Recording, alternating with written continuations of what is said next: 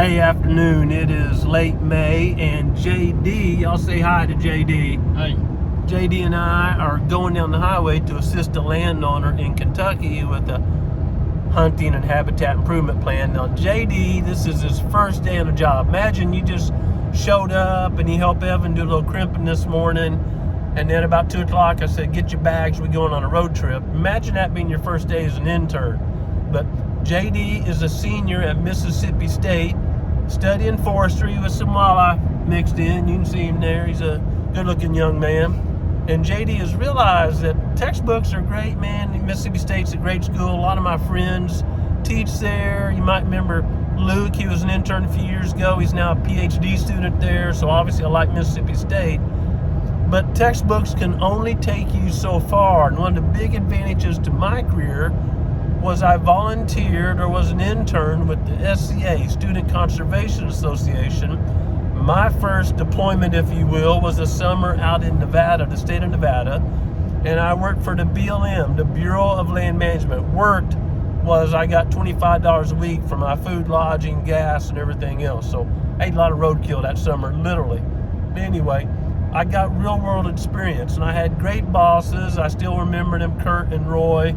And man, I did stuff you just can't do in a textbook. I was out in the field measuring winter browse for mule deer. I was carrying a backpack shocker looking for endangered cutthroat trout up in the mountains.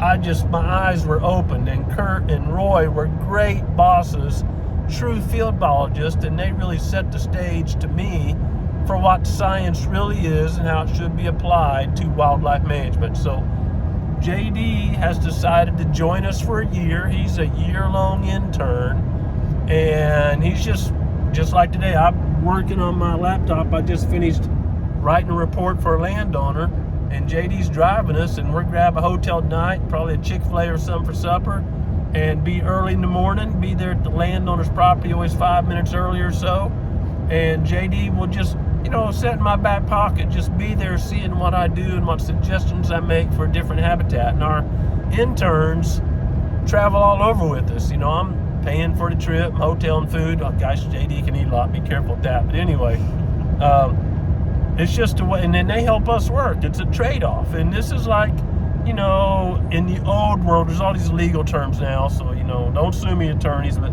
apprenticeship, internships, I'm just calling it real world experience. And after a year, if JD, learns and tries hard and pours into it, he'll be more than qualified for a property manager's job. And I have clients now. I always have clients wanting to hire a good property manager, someone that can take the bull by the horns and plant a food plot, or do some TSI, or trap predators, or help them make a new map of their property.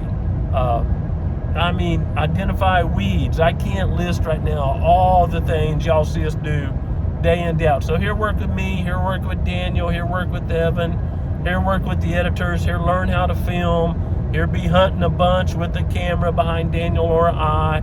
It'd probably be harvesting some does. So JD is just really gonna be qualified for, again, a property manager job with his book learning, and hopefully what we're pouring into him. By the way, on the way over here, we listened to a couple different soil health podcasts.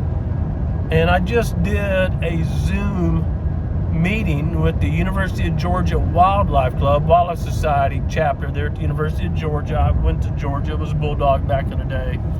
And I talked about soil health as it applies to wildlife, and I got this really nice note from the president or chapter, and they said that he and the other students had learned a lot about plants, of course, at UGA, again, a great wildlife school, and a lot about critters, but basically never heard about soil in their classes. And folks, it all starts in the soil. Antlers start in the soil, much more basic than that.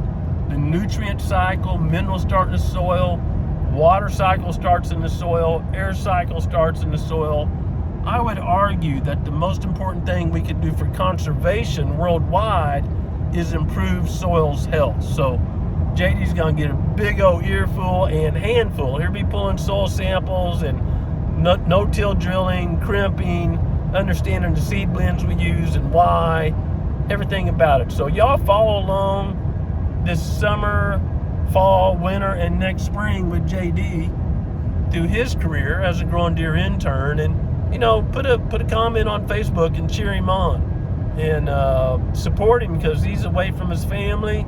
He's up here working some hours, doing stuff, and he's never been to Kentucky before. So today we're gonna add Kentucky to his state list. He'll see a lot of states during his internship, and I'm hoping, man, I'm praying for him literally that he does great. He works hard, and he's just one of those top level interns that's got 5 job offers waiting on him. So if you're finishing up high school or you're in college, and just really seriously, books aren't for you. You're kind of the more micro guy. You want to do dirty jobs. You want to work with your hands.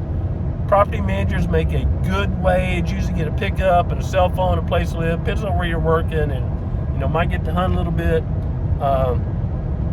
You don't necessarily have to have a 4-year degree. I went through school, but way too far probably. But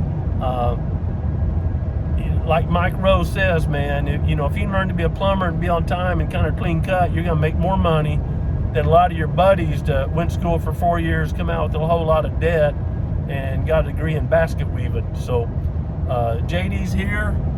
He's going to see some dirty jobs, and y'all follow along and let me know what you think.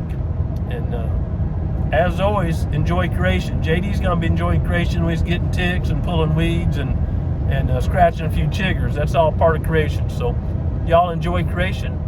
Stay in touch.